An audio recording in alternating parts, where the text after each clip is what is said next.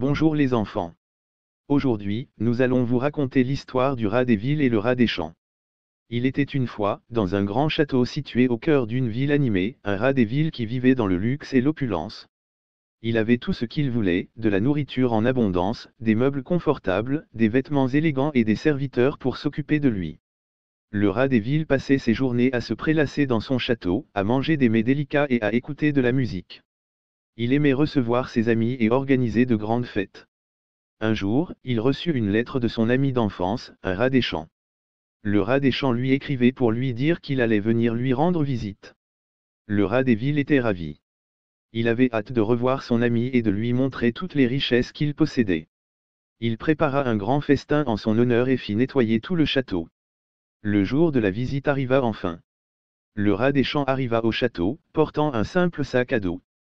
Il était émerveillé par tout ce qu'il voyait, les murs en marbre, les tapis épais, les lustres scintillants. Le rat des villes accueillit son ami avec joie et lui fit visiter son château.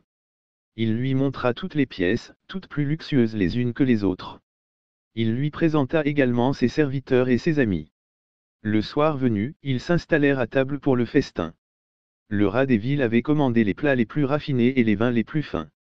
Le rat des champs goûta à tout avec curiosité, mais il ne se sentait pas à l'aise dans cet environnement luxueux. Il préférait sa vie simple et tranquille dans son champ. Il aimait cultiver ses légumes, élever ses animaux et respirer l'air frais de la campagne. Le rat des villes ne comprenait pas pourquoi son ami n'était pas heureux. Il pensait que tout le monde voulait vivre dans le luxe et l'opulence. Il ne voyait pas l'intérêt d'une vie simple et tranquille. Mais le rat des champs lui expliqua que chacun avait ses propres goûts et ses propres désirs.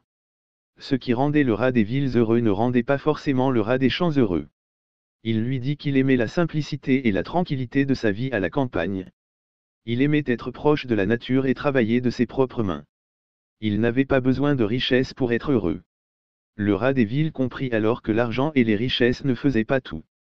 Il réalisa que l'amitié et la simplicité étaient tout aussi importantes.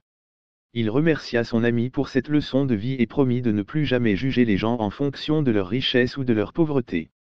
Il comprit que chacun avait sa propre vision du bonheur et que c'était cela qui comptait vraiment.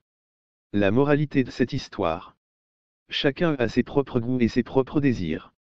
Ce qui rend une personne heureuse ne rend pas forcément une autre personne heureuse. Et voilà les enfants, c'était l'histoire du rat des villes et le rat des champs. Nous espérons que vous avez aimé. À bientôt pour une nouvelle histoire. N'oubliez pas de liker et de vous abonner et de partager cette vidéo. Et à la prochaine fois pour une nouvelle histoire extraordinaire.